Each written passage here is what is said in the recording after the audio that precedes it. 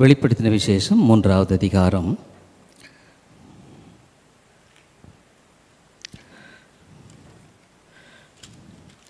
வெளிப்படுத்தின விசேஷம் 3வது அதிகாரம்.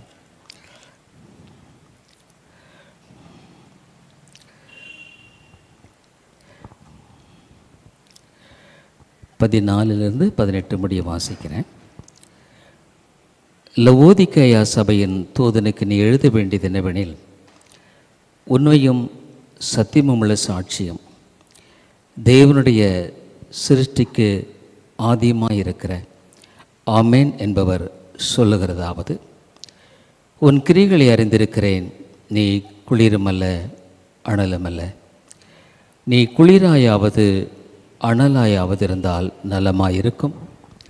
இப்படி நீ குளிருமின்றி அனலுமின்றி வெதுவெதுப்பாயிருக்கிறபடியினால் உன்னை என் வாய் நின்று வாந்தி பண்ணி போடுவேன். நீ நிர்பாக்கியமுள்ளவனும் பரிதபிக்கப்படத்தக்கவனும் தரித்திரனும் குருடனும் நிர்வாணியமாயிருக்கிறதை அறியாமல், நான் ஐஸ்வர்யவான் என்றும் திரவிய சம்மன் என்றும் எனக்கு ஒரு குறையுமில்லை என்றும் சொல்லுகிறபடியால், நான் நீ ஐஸ்வர்யவனாகும்படிக்கு நெருப்பிலே புடமிடப்பட்ட பொன்னையும் உன் நிர்வாணமாகிய அவலட்சணம் தோன்றாதபடிக்கு நீ உடுத்திக் கொள்வதற்கு வெண் வஸ்திரங்களையும் என்னிடத்திலே வாங்கிக் கொள்ளவும், நீ பார்வையடையும்படிக்கு உன் கண்களுக்கு கலிகம் போட வேண்டும் என்று உனக்கு ஆலோசனை சொல்லுகிறேன். நான் நேசிக்கிறவர் எவர்களோ அவர்களை கடிந்து கொண்டு சிட்சிக்கிறேன். ஆகையால் நீ ஜாக்கிரதையாயிருந்து மனம் திரும்பு. ஆಮೇಲೆ நம்ம தொடர்ந்து இந்த வெளிப்படுத்தின விசேஷத்தில் இந்த 7 சபைகளுக்கு ஆண்டவர் கொடுக்கிற இந்த அருமையான ஆவிக்குரிய ஆலோசனையை நாம் தொடர்ந்து வாசிக்கிறோம். இந்த 7 சபைகளில் 2 சபைகள் மாத்திரம்தான் ஆண்டவர் கடிந்து கொள்ளாதபடிக்கு அங்கு அவர்களுடைய காரியங்களில் தேவன் அவர்களுக்கு ஒரு நல்ல அந்த ஆவிக்குரிய ஒரு நிலைப்பாட்டையும் ஆவிக்குரிய விதங்களில் அவருடைய வாழ்க்கையில் காணப்படுகிற நிலையில் அவளை உற்சாகப்படுத்தும் ஆண்டவர் செய்கிறத நம்ம பார்க்குறேங்க. ஆனால் இங்கே நம்ம இந்த மீதி 5 சபைகள் சொல்லப்போனால் பெரிய சபைகள்னு கூட சொல்லலாம். எபேசு சபையெல்லாம் எடுத்துட்டிங்கன்னா மிகப்பெரிய சபை என்று கூட சொல்லலாம். இந்த விதமான பெரிய சபைகளை குறித்து ஆண்டவர் சொல்லுகிற காரியங்களை, எச்சரிப்புகளை ஆண்டவர் அன்புடன் அவர்களுக்கு கொடுத்து மனம் திரும்பும்படியாக சொல்லுகிறதை குறித்து நாம் இங்கு வாசிக்கிறோம். நாம் தொடர்ந்து இந்த வெளிப்படுத்த விசேஷத்தில் தேவன் இவ்விதமாக இந்த லவோதிக்கேயா சபைக்கு சொல்லும்படியான காரியத்தை குறித்து நாம் பார்த்து வருகிறோம். இந்த லவோதிக்கேயா சபை இருந்த இடமானது ஒரு பெரிய பட்டணம் மட்டுமல்ல, அது புகழ்பெற்ற பட்டணம். அதே மாத்திரமல்லாதபடிக்கு எல்லா விதத்திலும் முன்னேற்றமடைந்த ஒரு பட்டணமாக இருக்கிறதை நாம் பார்க்கிறோம். இந்த பட்டணத்தை குறித்து அவர் எப்படி அவர் கையாளுகிறார் என்பது மிகுந்த ஆச்சரியமாக இருக்கிறது நமக்கு. அந்த 3:14 ஆண்டவர் தன்னை குறித்து யார் தான் என்பதை வெளிப்படுத்துகிறார். உண்மையும் சத்தியமும் உள்ள சாட்சியும், தேவனுடைய சிருஷ்டிக்கு ஆதியமாக இருக்கிற ஆமேன் என்பவர் இங்கு சொல்லுகிறதை பார்க்கிறோம். அதாவது, நான் தேவாதி தேவன், சத்தியத்துக்கும் உண்மைக்கும் சாட்சி பகருகிற, எல்லா விதமான படைப்புக்கும் அதிபதியாக இருக்கிற நான் சொல்லுகிறேன் என்று ஆரம்பிக்கிறார். இங்கு 15வது வசனத்தில் உன் கிரியைகளை அறிந்திருக்கிறேன். இந்த வார்த்தையை பொதுவாக ஒவ்வொரு சபையிலும் அவர் உபயோகப்படுத்துகிறதை நாம் பார்க்கிறேங்க. இது பொதுவான விதத்தில் ஆண்டவர் உபயோகப்படுத்துகிற ஒரு வார்த்தையாக இருக்கிறது. இந்த சபைகளை மாத்திரமல்ல, நம்முடைய ஒவ்வொருவருடைய வாழ்க்கையிலும் கர்த்தர் தெளிவாக துல்லியமாக எல்லாவற்றையும் அறிந்திருக்கிறவராக வெளிப்படுத்துகிறதை இந்த வெளிப்படுத்தின விசேஷத்தில் சபைகளில் மாத்திரமல்ல, எல்லா இடத்திலும் தன்னை அவர் வெளிப்படுத்துகிறார். அதே சமயத்தில் மற்ற சபைகள், பிலதெல்பியா சபையெல்லாம் குறித்து நாம் பார்த்தோம். அங்கும் கூட ஆண்டவர் பாருங்க, அந்த பிலதெல்பியா சபையை குறித்து ஒரு நல்ல அருமையான ஒரு காரியத்தை சொல்றாரு. ஆனால் அந்த சபையிடம் சொல்லும் பொழுது 8வது வசனத்தில், உன் கிரியைகளை அறிந்திருக்கிறேன். 2:3-8 பாருங்க, உனக்கு கொஞ்சம் பலன் இருந்தும் நீ என் நாமத்தை மறுதலியாமல் என் வசனத்தை கை கொண்டபடியினாலே இதோ திறந்த வாசலை உனக்கு முன்பாக வைத்திருக்கிறேன், அதை ஒருவனும் பூட்ட மாட்டான். இதை குறித்து அருமையாக இந்த சபைக்கு சொல்றதை பார்க்கிறோம். அதே விதமாக இந்த சபைக்கும் சொல்லுகிறது, ஆண்டவர் தெளிவாக அவன் கிரியைகளை அறிந்திருக்கிறார். அதனாலே நம்ம எப்பொழுதுமே ஒன்று ஆழமாக விளங்கிக் கொள்ள வேண்டும். என்னன்னா, என்னை குறித்து தேவன் தெளிவாக எல்லாவற்றையும் அறிந்திருக்கிற ஒருவர். அவருக்கு முன்பாக என்னுடைய வாழ்க்கையானது சரியாய் காணப்படுவதும், அவருக்கு முன்பாக என்னுடைய வாழ்க்கையில் நான் உண்மையான தேவையோடு போகும்பொழுது அவர் எனக்கு உதவி செய்கிறவராகும். ஒருவேளை அவருக்கு முன்பாக என்னுடைய வாழ்க்கையை நான் செப்பனிடாமல் என்னுடைய சொந்த வழியில் நான் போகும் பொழுது அதற்குரிய விளைவை நான் அறுக்க வேண்டியவனாகவும் இருக்கிறேன் என்பதை நான் விளங்கிக் கொள்ளணும். இவர் தேவன். ஆகவே அவர் சொல்றாரு, இதோ இங்கு இந்த சபையை பார்த்து நீ குளிருமல்ல அனலுமல்ல, நீ குளிராயாவது அனலாயாவது இருந்தால் நல்லமாக இருக்கும். இதை குறித்து நாம் தொடர்ந்து பேசணும் கடந்த வாரங்களில். அதாவது நீ குளிராக இருந்தால் ஒருவேளை அனல் வருவதற்கு வாய்ப்பு உண்டு.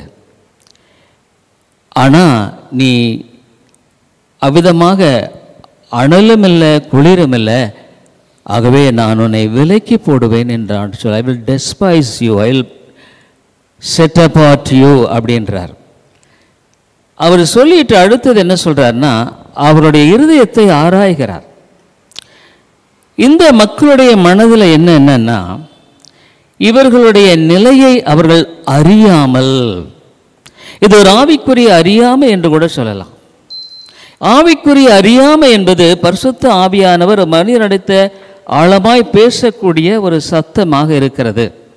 இந்த சபையில் பாருங்க, அவர் சொல்றாரு, நீ நிர்பாக்கியமுள்ளவனும் பரிதபிக்கப்படத்தக்கவனும் தரித்திரனும் குருடனும் நிர்வாணியமா இருக்கிறென்று அறியாமல். என்ன சொல்றாருன்னா, இவங்களை பற்றி ஆண்டவர் அறியும் பொழுது இங்கே சொல்றாரு, ஆவிக்குரிய விதத்தில் ஒருவேளை உலக பிரகாரமாக இந்த மக்களுடைய நிலையானது மிக நன்றாக இருக்க வாய்ப்புண்டு. ஏன்னா ஒரு பெரிய பட்டணம், அந்த பட்டணத்தின் வியாபாரங்கள் மற்ற காரியங்கள் எல்லாம் ரொம்ப செழிப்பாக இருந்திருக்க வாய்ப்புண்டு. ஆனால் இதன் மத்தியில் இவர்களுடைய ஆவிக்குரிய நிலையை குறித்து ஆண்டவர் சொல்வது, இதை குறித்து நம்ம கடந்த வாரம் நம்ம பார்த்தோம். அவளுடைய அந்த பாசிட்டிவ் நெகட்டிவ் எல்லாவற்றையும் ஆண்டவர் இந்த இடத்துல என்ன பண்ணுறாரு, பேசுகிறார். அவர்களை குறித்து தெளிவாய் அவர் பேசுகிறார். முதலாவது அவர் என்ன சொல்கிறார்னா, நீ அந்த 17வது வசனத்தில் அவர்களை குறித்து ஆண்டவர் பார்க்கிறமாக பார்க்கும் பொழுது இங்கே நிர்பாக்கியமுள்ளவனும், ஏன்னு கேட்டால் இங்கே இவர்களுடைய நிலையை குறித்து அங்கே ஆண்டவர் சொல்லுவார். அதாவது என்னுடைய வாழ்க்கையில் இங்கே மிசரபிள் ரெச்சட் சொல்கிறார். ரெச்சட்னா ரொம்ப மோசமான ஒரு பரிதாப நிலை. அதாவது நீ ஒன்றுமே உருப்படாத நிலையில் இருக்கிறன்னு ஆண்டவர். ரெச்சட் அப்படின்னா you are fit for nothing, நீ ஒன்றுக்கும் உதவாதவன் என்று சொல்லப்படுகிறார். நிர்பாக்கியம் உள்ளவனும்னா அவனுக்குள்ள எந்த விதமான பாக்கியத்துக்குரிய கிருபைகள் என்பது இல்லை. அடுத்து சொல்றாரு, தரித்திரன், ஆவிக்குரிய தரித்திரன்பை குறித்து மிஸ்ரபிள் என்று சொல்லுகிறார். மிசரபிள்னு சொல்லும் பொழுது ஒரு மனுஷன் தன்னுடைய வாழ்க்கையில் எதுக்குமே அவன் தன்னுடைய வாழ்க்கையை கட்டும்படியான சாத்தியக்கூறு இல்லாத நிலை. அடுத்த சொல்கிறாரு குருடன். அதில் ஒன்றை அறிந்து கொள்ள வேண்டும், ஆவிக்குரிய காரியத்தை மாம்சத்தினால் அறிந்து கொள்ள முடியாது. இன்றைக்கி நிறைய பேர் என்ன நினைக்கிறாங்க, நான் ஆண்டவருடைய காரியங்களை பைபிளை வாசித்து இதை வாசித்து நான் அப்படியெல்லாம் இல்லை. தேவ ஆவியானவர் உன்னுடைய வாழ்க்கையில் தன்னை வெளிப்படுத்தவில்லை என்றால் நீ ஆவிக்குரிய காரியங்களில் ஜீரோ, அப்சல்யூட்லி ஜீரோ. மாம்ச பிரகாரமான அளவில் ஒருவேளை நம்முடைய வாழ்க்கையில் பெரிய அளவில் காணப்படலாம். ஆவிக்குரிய வாழ்க்கையில் நம்ம முற்றிலுமாக ஒன்றும் அறியாதவர்கள். இன்னுமாக அவர் சொல்கிறாரு இந்த இடத்துல, இங்கு தரித்திரன், ஆவிக்குரிய தரித்திரன், குருடன், நிர்வாணி எல்லாத்தையும் போன வாரம் நம்ம பார்த்தோங்க. அதனால் நான் ரொம்ப விரிவாய் போகலை. ஆனால் இவர்களுக்குள்ள என்ன ஒரு எண்ணம், நான் ஐஸ்வர்யவன் என்றும் திரவிய சம்மன் என்றும் எனக்கு ஒரு குறைவும் இல்லை என்றும் சொல்லுகிறபடியால் அல்லே நம்முடைய ஆவிக்குரிய வாழ்க்கைக்கு நம்முடைய சுய அறிவும் சுய கணிப்பும் எப்பொழுதுமே எதிராளி என்பதை அறிந்து கொள்ள வேண்டும். அப்போ நீங்கள் கேட்கலாம், அப்போ நான் ஆவிக்குரிய விதத்தில் சரியாக வரணும்னா தேவனுடைய சமூகத்தில் தாழ்த்தி நம்ம போகணும். ஆண்டவரே, நான் எப்படி இருக்கிறேன், என்னை ஆராய்ந்து பாரும், என்னுடைய நிலை விதமாக இருக்கிறது, நீ ஆராய்ந்து பாரும். இவர் தேவன், கிருபையுள்ளவர், இரக்கமுள்ளவர். அவ்விதமாக நம்மை தாழ்த்துவதனாலன்றி நம்முடைய வாழ்க்கையில் எந்த விதத்திலும் ஆவிக்குரிய காரியங்களில் நாம் தேர்ச்சி அடைய முடியாது. ஆண்டவருக்கு உகந்த மக்களாக நாம் இருக்க முடியாது. அப்போ இன்றைக்கு நம்ம பார்க்கும்படியான காரியம் என்னென்னா, அந்த 18வது வசனத்தில் இங்கே இவ்விதமாய் ஆண்டவர் சொல்கிறார், நீ ஐஸ்வர்யவான் ஆகும்படிக்கு நீ தரித்திரனாக இருக்க வேண்டிய அவசியம் இல்லை. ஆவிக்குரிய விதங்களில் உன்னுடைய வாழ்க்கையில் நீ வறுமையில் வாழ வேண்டிய அவசியம் இல்லை. நீ ஐஸ்வர்யவான் ஆகும்படிக்கு நான் விரும்புகிறேன். நீ உன்னுடைய வாழ்க்கையில் ஆகும்படிக்கு நெருப்பிலே புடமிட்ட பொன்னையும் உன் நிர்வாணமாகிய அவலட்சணம் தோன்றாதபடிக்கு நீ உடுத்திக் கொள்வதற்கு வெண் வஸ்திரங்களையும் என்னிடத்திலே வாங்கி கொள்ளவும், நீ பார்வையடையும்படிக்கு உன் கண்களுக்கு கலிகம்படம் வேண்டும் என்று உனக்கு ஆலோசனை சொல்லுகிறேன். மேலே தேவனைப் போல நமக்கு ஆலோசனை சொல்லக்கூடியவர் யார்? சுய ஆலோசனை எப்பொழுதுமே ஆபத்தானது, மிக மிக ஆபத்தானது. நம்முடைய வாழ்க்கையில் தேவனை சார்ந்து ஆலோசனை பெற்று வாழுகிற ஒரு வாழ்க்கை தான் நாம் வழிதவறாமல் போவதற்கு பாதுகாப்பான பாதை. ஆனால் எப்போவுமே பிசாசு என்ன பண்ணுமா, நம்முடைய சுய ஆலோசனையை தூண்டும்படியாக, பிசாசு எங்கேயோ இருக்கான்னு நினைக்காதீங்க, நம்ம பக்கத்தில் இருக்கிறான், நம்மோடு கூட பேசுகிறான், இடைப்படுகிறான், நம்முடைய வாழ்க்கையில் ஒவ்வொரு சனமும் செயல்படுகிறான். உங்கள் எதிராளியாக பிசாசானவன்.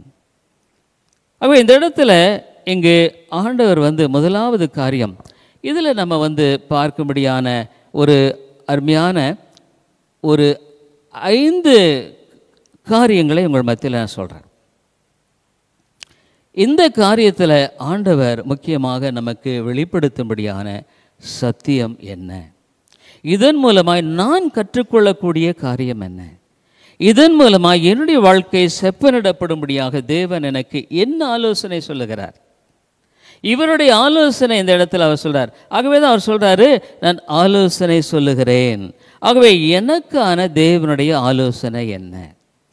நான் என்னை குறித்து எண்ணும்படியாக அல்ல, என்னுடைய கணிப்பல்ல, என்னுடைய அவிதமான சித்தம் அல்ல, உம்முடைய ஆலோசனை எனக்கு தாரும். இயேசு ஒரு கடுமையான நீதிபதி அல்ல, அதை நம்ம விளங்கிக் கொள்ளணும்.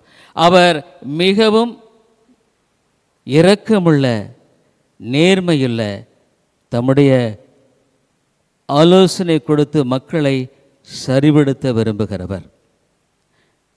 அவர் கண்டிக்கும் போது கூட அவருடைய அன்பின் சத்தத்தையும் தொனியையும் நாம் பார்க்க முடியும்.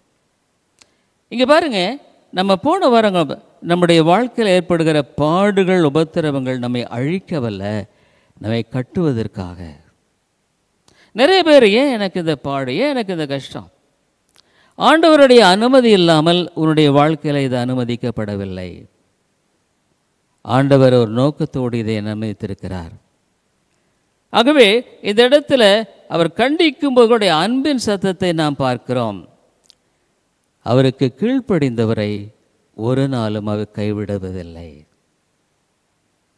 ஆகவே தான் இவ்விதமான ஒரு வியாதிப்பட்ட ஆத்துமாவுக்கு கிருபையின் மருந்தாக, ஆலோசனை என்பது ஆண்டவருடைய கிருபையின் மருந்தாக நமக்கு இருக்கிறது. நம்முடைய புண்களை ஆற்றும்படியான மருந்தாக இருக்கிறது. அப்போ நம்முடைய வாழ்க்கையில், இந்த விசுவாச வாழ்க்கையில் நாம் சலிப்பும் தற்பெருமையும் வெப்பமற்ற நிலையை உணர்ந்து வரும்படியாக ஆண்டவர் சொல்கிறாரு, நான் உன்னை கண்டிக்கிறேன், ஆலோசனை சொல்லுகிறேன். இந்த ரெண்டையும் நீங்கள் பார்க்கும் பொழுது, ஒரு பக்கம் அவருடைய வார்த்தையில் கண்டிப்பை பார்க்கிறோம், கடிந்து கொண்டு புத்தி சொல்லுங்கிறதை பார்க்கிறோம். அதே சமயத்தில் அன்பின் அழைப்பை பார்க்கிறோம். ஆகவே முதலாவது நாம் பார்க்கிற காரியம் என்னென்னா, இந்த இடத்தில் ஆண்டவர் அருமையான நம்முடைய ஆலோசனை சொல்லும்படியான அந்த ஆலோசனையின் காரியத்தை பார்க்கிறோம். அப்போ நம்ம என்ன, இந்த ஆலோசனையை நிராகரிக்கலாம் அல்லது சொல்லும் அடியேன் கேட்கிறேன் என்று சொல்லி நம்முடைய வாழ்க்கையில் நம்மை தாழ்த்தலாம்.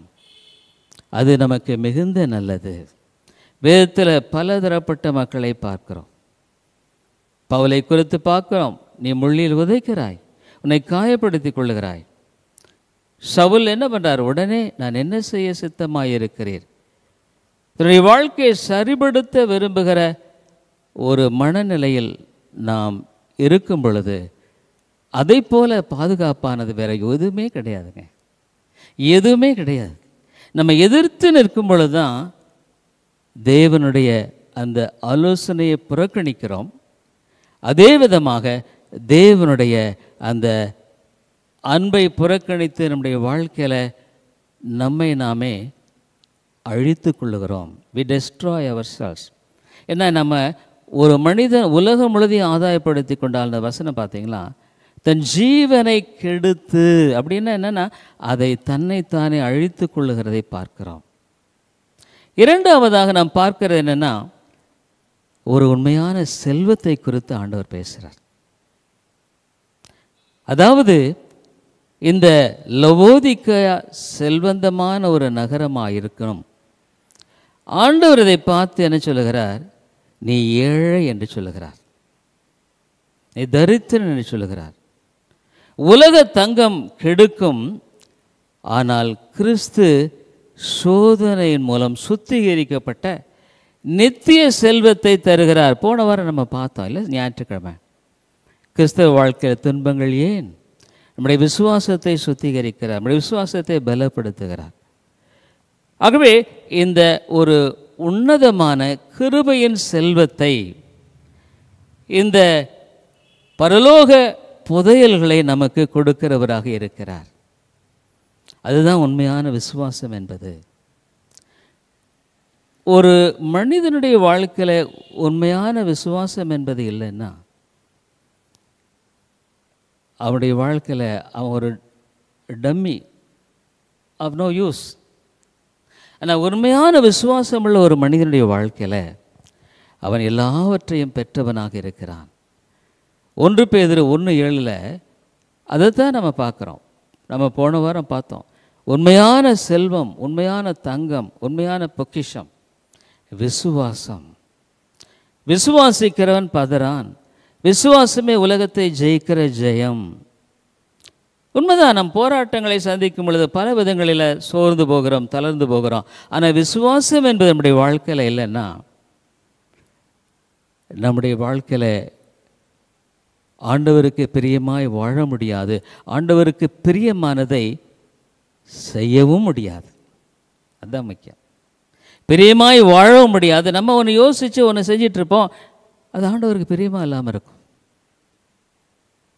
நம்ம சரின்னு நினைப்போம், ஆனால் தப்பாக போயிடும். இன்றைக்கி மனிதனுடைய வாழ்க்கையை நீங்கள் பாருங்கள், ஆகவே இந்த இடத்துல ஆண்டவர் சொல்கிறாரு, அதாவது ஒரு மனிதன் தன்னுடைய எல்லா சொத்தையும் பங்கு சந்தையில், ஸ்டாக் மார்க்கெட் சொல்லுவாங்க, முதலீடு பண்ணாராம். அப்போ எல்லாவற்றையும் இழந்துட்டார். அப்போ அழுதாரா, என்னிடத்தில் எல்லாம் போச்சு, இழந்து போயிட்டேன், நான் இப்பொழுது ஒன்றுமில்லை. ஆனால் அவர் அருகே நின்ற ஒரு ஏழை கிறிஸ்தவன் சொன்னான், நான் எல்லாத்தையும் இழக்கலை, இயேசு என்னோடு கூட இருக்கிறார், இயேசு என்னோடு கூட இருக்கிறார், அவரில் நான் எதையுமே இழந்துவில்லை என்றான். ஆಮೇಲೆ நம்முடைய வாழ்க்கையில் இயேசு இருப்பார், ஆனால் நாம் எதையும் இழந்தவர்களாக இருக்க முடியாது. இயேசு இல்லைன்னா நம்ம எல்லாவற்றையும் இழந்தவர்களாகத்தான் கடைசியில் முடிப்போம். நம்ம வாழ்க்கையின் ஓட்டம் அதுதான். எல்லாவற்றையும் இழந்து நம்முடைய வாழ்க்கையில் நம்முடைய கடைசி நேரத்தில் ஆண்டவர் கொடுத்த காலங்கள், தருணங்கள், வாய்ப்புகள் எல்லாவற்றையும் இழந்த நிலையில் தன்னுடைய கடைசி நேரத்தில் இருக்கிற ஒரு மனுஷனை யோசிச்சு பாருங்கள். அவனுக்கு எவ்வளோ காலங்கள் கொடுத்தார், தருணங்களை கொடுத்தார், வாய்ப்புகளை கொடுத்தார், சத்தியத்தை கொடுத்தார். ஆனால் அவைகள் எல்லாம் என்ன பண்ணிட்டான், புறக்கணிச்சிட்டான். அதுமாதிரிலே தேவனுடைய ஆலோசனையை போல சிறப்பானது ஒன்றுமில்லை. ஆகவே நம்முடைய வாழ்க்கையில் எது பெரிய பொக்கிஷம்? விசுவாசம்தான். இந்த விசுவாசம் இருக்குமானால், இந்த விசுவாசத்தின் மூலம் ஆண்டவர் என்ன நம்ம கொடுக்கிறார்? நம்முடைய பாவங்களை மன்னிக்கிறார். விசுவாசத்தின் மூலமாக தேவனோடு உறவு கொண்ட ஒரு வாழ்க்கையை நாம் வாழ முடிகிறது. எனக்கும் ஆண்டவருக்கும் இடையில் உறவு இருக்கிறது. இன்றைக்கு ஒரு சகோதரனிடத்தில் பேசினேன். அவங்க ஒரு ரிஃபார்ம் சர்ச். அவங்க சில காரியங்களை குறித்து பேசும்போது நான் சொன்னேன், நிறைய சீர்திருத்த சபைகளில் தேவனோடு ஒப்புரவாகாமலே சத்தியத்தை அறிந்தோம் என்ற ஒரு அறிவை கொண்டு காணப்படுகிற திரள் கூட்டமான மக்கள் இன்றைக்கு சீர்திருத்த சபையில் இருக்கிறாங்க. ஆனால் அவங்களுக்கு தேவனோடு இடைப்பட்ட உறவு இல்லை. ஆகவே தான் சுவிசேஷம் தேவை. என்னுடைய பாவங்கள் மன்னிக்கப்பட்டது என்ற நிச்சயம் தேவை. என்னுடைய பாவங்களை உணர்கிற உணர்வு தேவை. நான் பாவத்தோடு தேவனோடு நான் உறவாட முடியாது, தேவனோடு இணைந்து வாழ முடியாது. ஆகவே என்னுடைய வாழ்க்கையில் என் பாவங்கள், யாருடைய பாவங்கள் மன்னிக்கப்பட்டதோ, நான் என் பேரில் உங்களை நான் கேட்குறேன், பாவம் மன்னிக்கப்பட்டது நிச்சயம் உங்களுக்கு இருக்கா? உண்மையாக சொல்கிறேன். உங்கள் வாழ்க்கையில் அது எப்படிங்க கண்டுபிடிக்கிறதுன்னு கேட்குறீங்களா? நிச்சயம் இருந்திருக்குமானால் தேவனோடு பேசுகிற சத்தத்தை நீ கேட்பாய். எப்படிங்க கேட்பேன்? தேவனுடைய வார்த்தையின் மூலம் பேசுவார். உடைய சூழ்நிலைகளில் அவர் வார்த்தையின் மூலமாக அவர் நிச்சயமாக இடைப்படுவார். எனக்கு பெரிய ஆபத்து என்னென்னா, பாரம்பரியமாக கிறிஸ்துவ வாழ்க்கையில் வந்த பின்னால் விதமான ஒரு காற்றங்களுக்குள்ளே வருகிறது. அநேக சமயங்களில் நிறைய பேருக்கு புரிவதுமில்லை, அதை குறித்த ஒரு தீர்க்கமான விளங்குதலும் இல்லை. இது ரொம்ப ஆபத்தானது. இது மிக மிக ஆபத்தானது. உன்னுடைய வாழ்க்கையில் தேவனோடு கூட பேசுகிறாரா? உனக்கு ஜெபிக்கிற ஒரு வாழ்க்கை இருக்கா?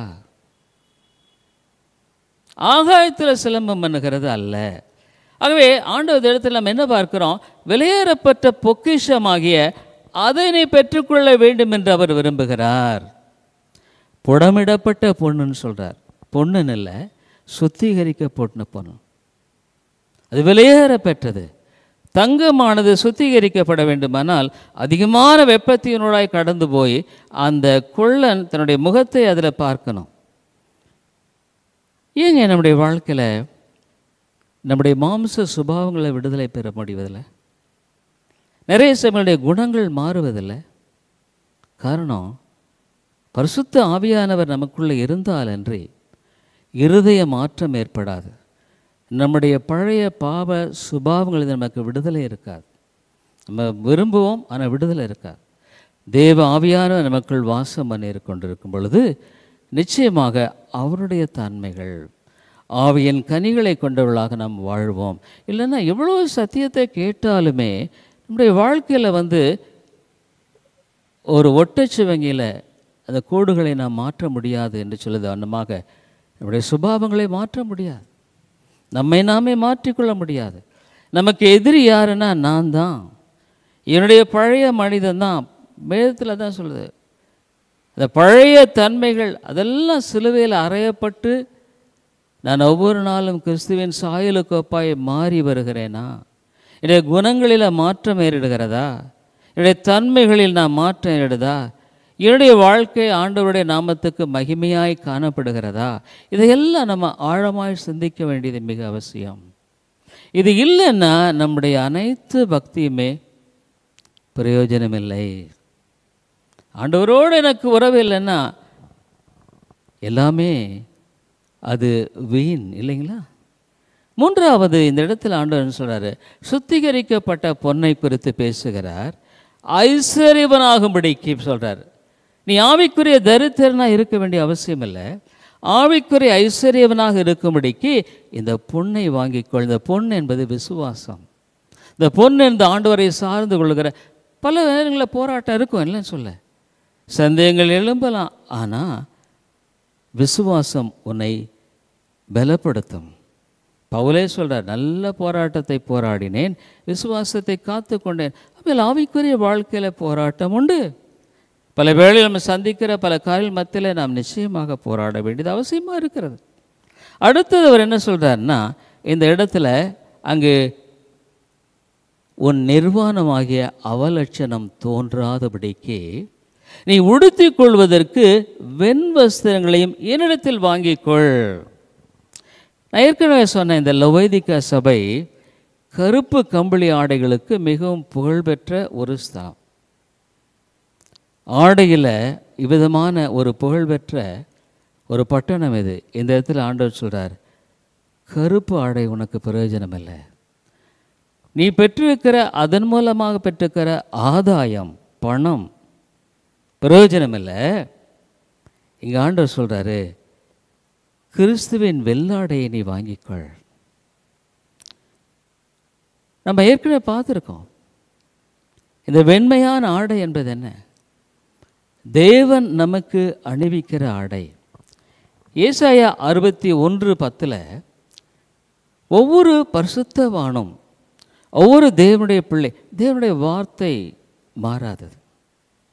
ஒருவேளை என்னை பார்த்து தேவனுடைய வார்த்தையை கணக்கிட முடியாது, நான் ஒரு குறைவுள்ளவன். வேறுடைய வார்த்தை என்ன சொல்லுது அதை நாம் யோசிக்க வேண்டியது அவசியம். ஏசாயா 61 10 ஆண்டவர் என்ன சொல்லுகிறார்? இங்கே சொல்லும்படியான காரியத்தை குறித்து நாம் பார்க்கிறோம்.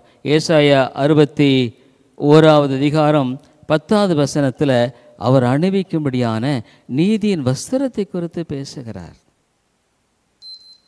பாருங்க, ரொம்ப அவசியமான ஒரு காரியமாக இருக்கிறது. அப்போது நான் தேவனுடைய பிள்ளையாக இருந்தால் இங்கு நான் நீதியின் வஸ்திரத்தை தரித்தவனாய் காணப்படுவேன். நீதியின் ஏசாயா 61 10 ஆண்டவர் அவ்வளோ தெளிவாக சொல்வதை குறித்து நாம் பார்க்கிறோம். அப்போ தேவனுடைய வார்த்தை ஒரு காலம் மாறாதது. இங்கே 10 ஆண்டவர் அவ்வளோ அழகாக சொல்கிறார், கர்த்தருக்குள் பூரிப்பாய் மகிழுகிறேன், என் தேவனுக்குள் என் ஆத்துமா கழிகூர்ந்திருக்கிறது. மணவாளன் ஆபரணங்களால் தன்னை அலங்கரித்துக்கொள், மணவாட்டி நகைகளால் தன்னை சிங்காரித்துக் கொள்வதற்கொப்பாக அவர் ரட்சிப்பின் வஸ்திரங்களை எனக்கு உடுத்தி நீதியின் சால்வை எனக்கு தரித்தார். அப்படின்னா என்னன்னா, ரட்சிப்பின் நிச்சயம் என்று ஒன்று வேதத்தில் இருக்கு. நிறைய பேர் கேட்குற கேள்வி, நான் ரட்சிக்கப்பட்டிருக்கேன் எப்படிங்க? வேதம் என்ன சொல்லுது? நான் தேவ ஆவியானவர் உன்னுடைய ஆவியோடு கூட சாட்சியிடுவார். நீ தேவனுடைய பிள்ளை. நீ ஒருவேளை தவறாக நடக்கும் பொழுது ஆண்டவர் சொல்வார், நீ தேவனுடைய பிள்ளை, நீ எப்படி அதை செய்யலாம்? நீ தேவனுடைய பிள்ளை, அதற்கேற்றவனமாக வாழணும் இல்லையா? பரிசுத்த ஆவியானவனோடு கூட பேசுவார், தேவ ஆவியானவர் சாட்சியிடுவார். போல நம்ம நினைக்கலாம், ஐயோ அதெல்லாம் எனக்கு ரொம்ப தூரமாக இருக்கு. இல்லைங்க, தாழ்மையிலவர்களுக்கு கிருபை அளிக்கிறார். கிறிஸ்துவ வாழ்க்கையை கிருபை தாங்க.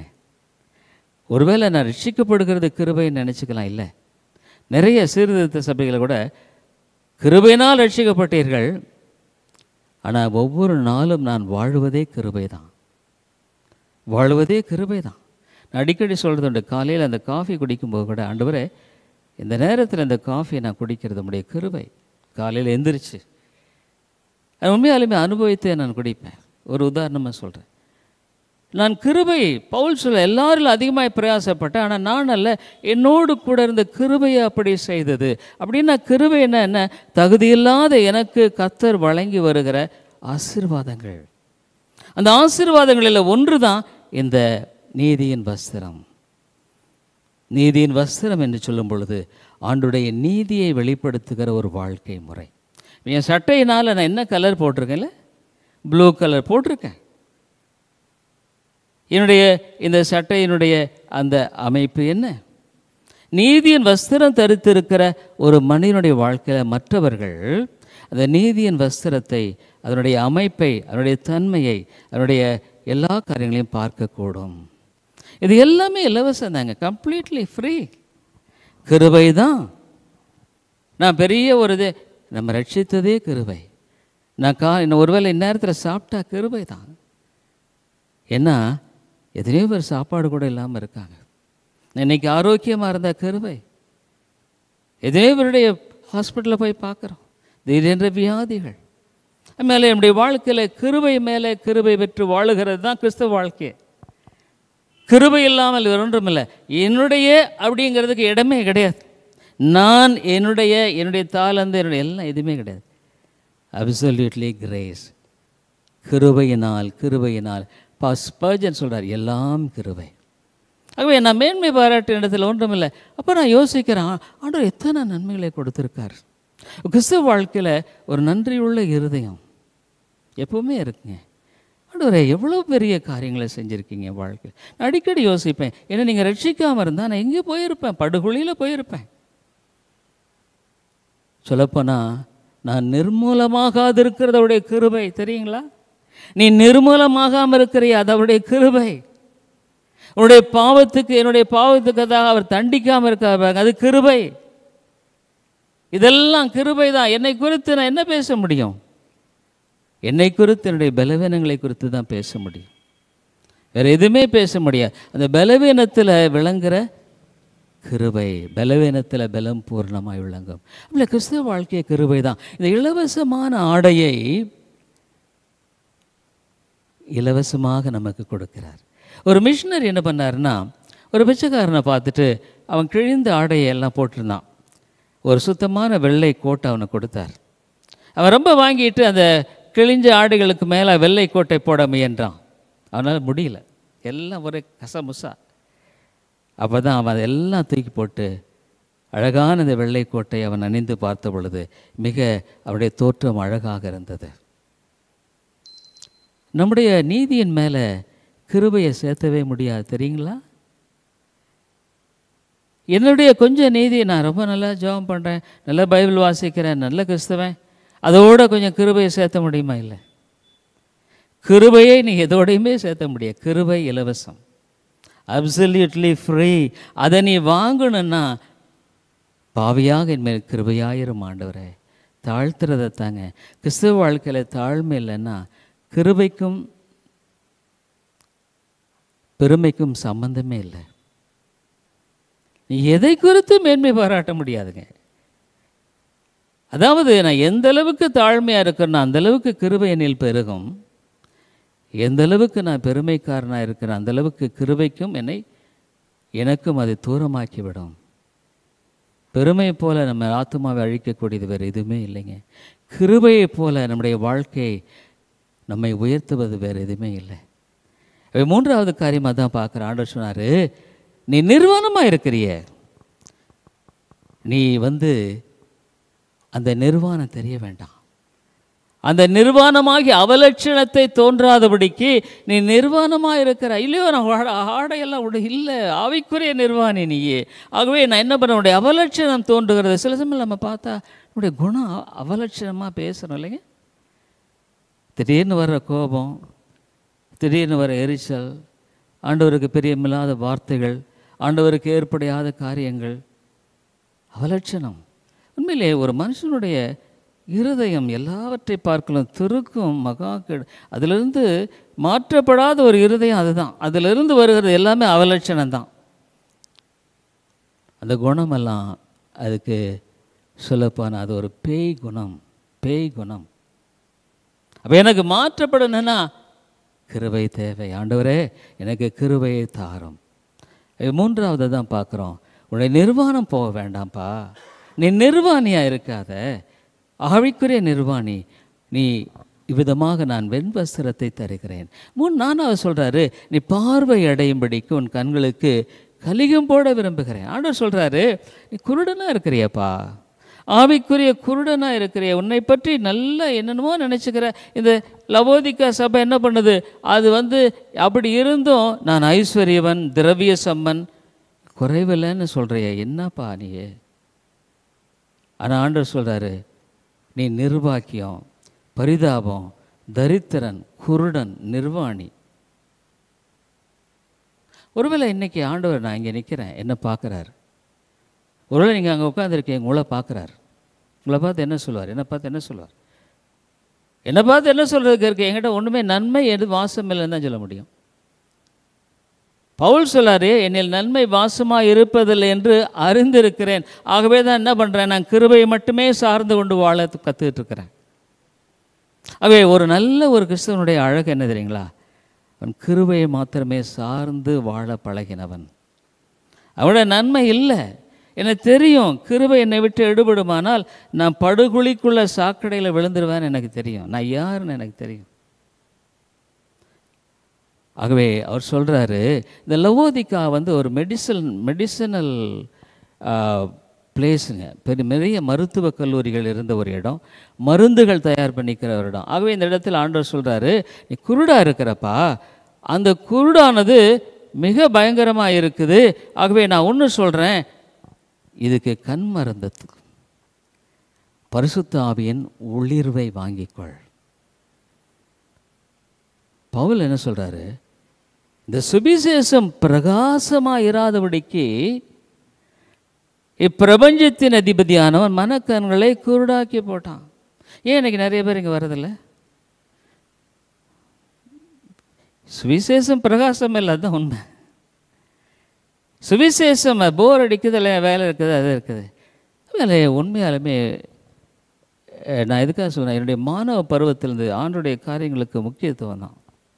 நாளை பரீட்சை இருந்தால் கூட இன்றைக்கி பைபிள் ஸ்டடியில் அங்கே இருப்பேன், சபை முதல்ல இருப்பேன். ஏன்னா எனக்கு அதுதான் இன்பம், அதை தவிர எனக்கு வேறு இன்பம் இல்லை. இன்றைக்கும் அதே தான் சொல்ல முடியும். நாள் முழுக்க செய்கிறது அதே தான். ஒரு அங்கே போய் எனக்கு இன்பமானது ஆண்டவருடைய காரியம்தான். என்னால் அல்ல, கிருபையினால். அது அவர் சொல்கிறாரு, உன்னுடைய வாழ்க்கையில் நீ பார்வை அடையே. அப்போ நீ என்ன பண்ணுவேன்னா, உன்னுடைய பாவத்தை முதலாவது நீ பார்ப்ப. நீ யார், உனக்குள்ளே இருக்கிற அந்த பாவம் என்கிற தன்மை என்ன?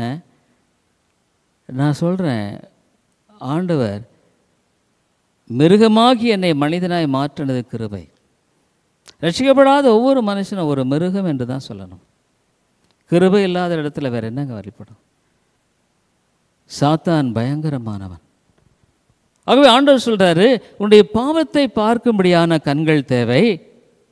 அது மாத்திரமல்ல, பாவத்தை பரிகரிக்கும்படியான கல்வாரி நோக்கி பார்க்கிற பார்வை தேவை. உடைய பாவங்களை நீக்கும்படியான இயேசுவின் இரத்தத்தை பார்க்கிற பார்வை தேவை.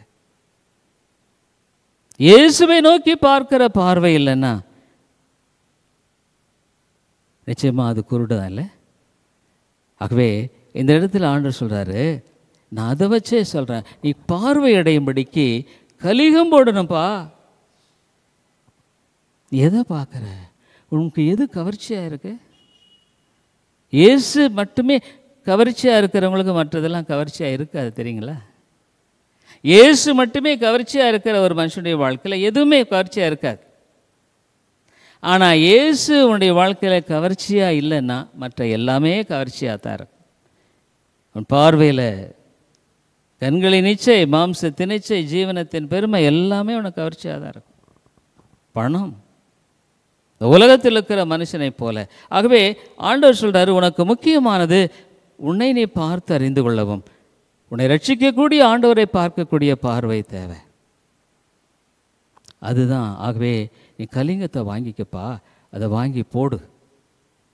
கலிங்கம் என்பது என்ன? ஆண்டவருடைய வார்த்தையின் மூலமாக, தேவனுடைய வார்த்தை நம்முடைய வாழ்க்கையில் செயல்படுகிற செயல்பாடு. 5 ஆண்டவர் இந்த இடத்துல என்ன சொல்கிறாரு?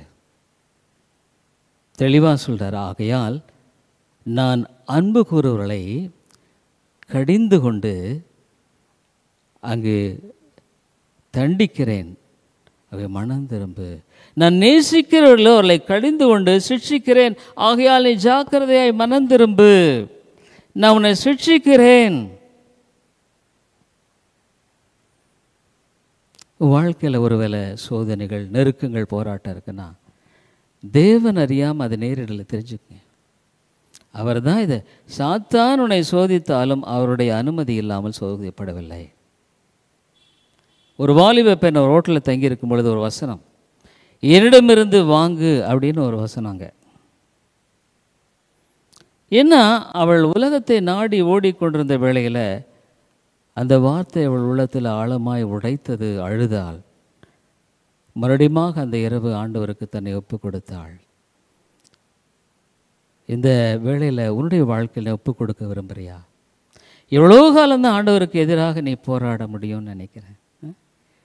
எவ்வளோ காலம் தேவனுக்கு எதிராக நம்ம போராட முடியும்? யோசிச்சு பாருங்க. எவ்வளோ சத்தியத்தை கேட்குறோம். அதனாலே ஒரு மனிதனுடைய வாழ்க்கையில் சிறந்த பகுதி என்னென்னா, the best part of a man is surrendering oneself to God. தேவனிடத்தில் தன்னை முற்றுமாக ஒப்பு கொடுப்பது. ஆகவே தான் ஆண்டவர் சொல்றாரு, வாருங்கள் வாங்குங்கள், நான் உனக்கு தரேன், நான் உனக்கு தரேன், வா. ஏசாயா 55:1 நம்ம முடிக்க வேண்டியதாயிடுச்சு. ஏசாயா 55:1, ஓ தாகமாக இருக்கிறவர்களே நீங்கள் எல்லாரும் தண்ணீர்கள் அண்டைக்கு வாருங்கள், பணமில்லாதவர்களே நீங்கள் வந்து வாங்கி சாப்பிடுங்கள், நீங்கள் வந்து பணமுமின்றி விளையுமின்றி திராட்சை ரசமும் பாலும் கொள்ளுங்கள். பாவம் ஒரு விஷங்க. Sin is always a poison. உடைய ஆத்மாவை அது கொன்று கொண்டு இருக்கும். பாவம் ஒரு தேசத்துக்கு இழுக்குன்னு சொல்லுது. ஒரு தேசத்துக்கு மட்டுமில்லை, ஒரு தனி மனிதனுக்குமே அது இழுக்கு தான். வாழ்க்கையை செம்மைப்பட விடவே அது உடைய வாழ்க்கையை சீர்பட முடியாது. வாழ்க்கை மெய்யான தேவனுடைய கிருபையானது இருக்கிறதுக்கு வாய்ப்பை அது அளிக்காது. ஆகவே ஆண்டவர் சொல்கிறாரு, உன்னால் இது எல்லாமே இலவசம். தங்கம் இலவசம், நீதியின் வஸ்திரம் இலவசம், உன் கண்களுக்கு இந்த கலிகம் இலவசம். ஏன்னா நீ இதுக்கு விலை கொடுக்க முடியாது. உன் பாவங்களை பரிகரிக்க உன்னால் முடியாது. உன் குணத்தை நீ மாற்ற முடியாது. உன்னுடைய சுபாவத்தை நீ மாற்ற முடியாது. ஏதோ சில சீர்திருத்தங்களை செய்ய பார்க்கலை மொழிய அதனுடைய உண்மையான மாற்றத்தை, மன மாற்றத்தை தேவன் மாத்திரம்தான் கொடுக்க முடியும். இந்த மாலையில் நம்மை தாழ்த்த விரும்புகிறோமா? ஆண்டவரே, என்னுடைய வாழ்க்கையில் இந்த 3 காரியங்களை நான் பெற்றுக்கொள்ள முடியாது. எனக்கு தேவை ஆவிக்குரிய பொக்கிஷம், எனக்கு தேவை நீதியின் வஸ்திரம், எனக்கு தேவை என் கண்களுக்கு கலிகம். தாரும் ஆண்டவரே. அதனால கிறிஸ்துவ வாழ்க்கையை நான் சொன்னேன் இல்லைங்க, கிருபை தான். கிருபைன்னா என்னென்னா, தகுதியில்லாத ஒரு மனுஷனுக்கு ஆண்டவர் கொடுக்கிறது. இந்த உலகத்தில் சமாதானம் கிருபை, சந்தோஷம் கிருபை, எல்லாமே கிருபை தான். கிருபை கிருபை எல்லாம் கிருபை.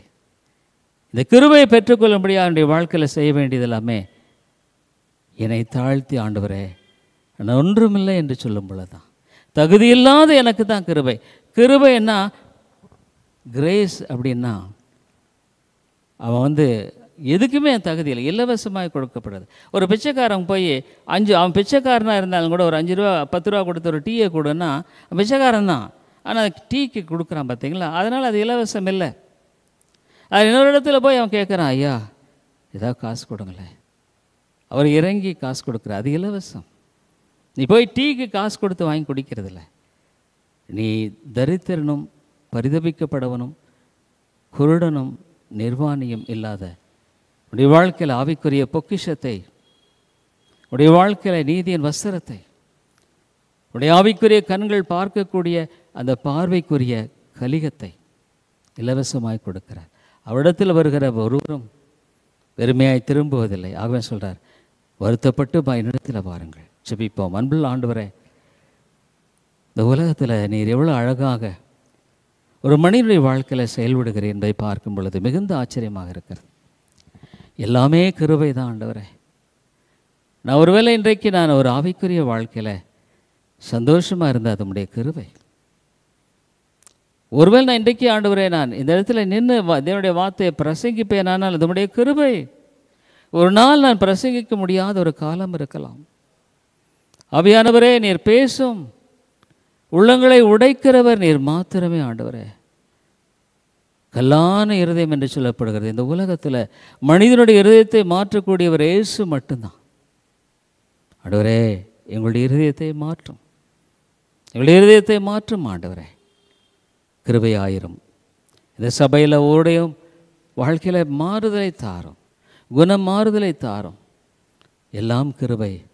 ஆண்டவரே, நான் இப்படி இருக்கிறேனே, இவ்வளோ காலம் இப்படியே இருக்கிறேனே, நான் மன்னியன்னு சொல்லி வருகிற ஒவ்வொருவனுக்கும் நிச்சயமாக கிருபையின் கரம் நீட்டப்பட்டிருக்கிறது.